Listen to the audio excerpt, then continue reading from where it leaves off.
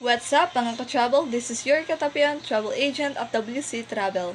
For today's video mga ka-travel ay ako i-share sa inyo o napag ko ika-advise sa inyo labi na sa mga mahilig dira na mag-travel nga nakasakay sa eroplano.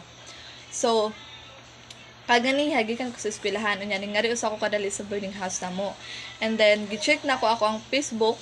Akong Facebook page, basta na rin mga update, basta na rin mga bagong mga followers dira. So, ayaw ninyo kalimti og follow ang akong Facebook page, Yurika Travel and Tours.